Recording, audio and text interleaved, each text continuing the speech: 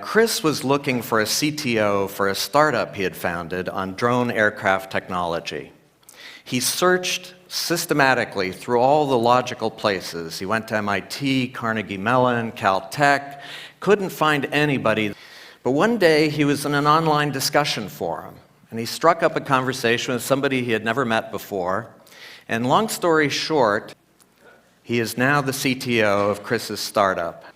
I think this story illustrates some of the potential around serendipity. It's becoming more and more valuable, and yet more and more challenging.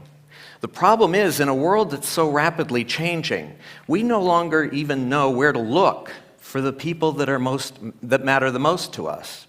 Serendipity can help us connect to those people, even if they're on unexpected edges, but who become extraordinarily valuable to us in terms of getting better faster by working together.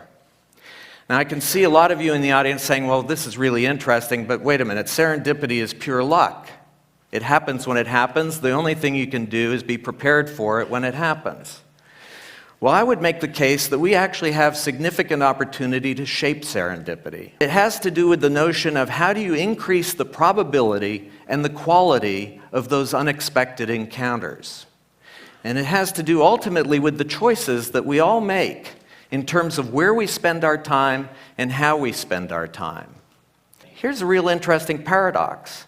In a world that's becoming flatter and flatter, we are accelerating our movement into large urban concentrations. Why is that? Well, one of the reasons is because I think intuitively we understand that in dense urban populations, we're much more likely to have those unexpected encounters than if we're out in some rural area.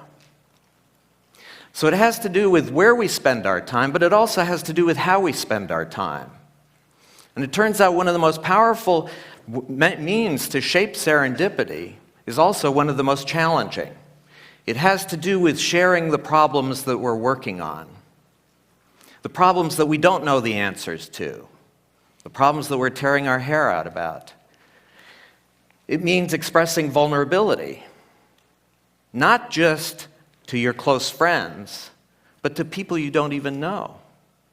How frequently and how broadly do you share the problems that you're working on?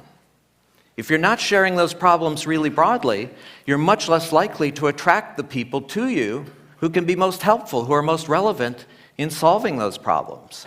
Bottom line, I think few of us are tapping into the full potential to shape serendipity. And I would argue that those of us who continue to believe that serendipity is just pure luck, there's nothing you can do about it, are increasingly going to be at a disadvantage relative to those of us who are shaping serendipity to create advantage. Thank you very much.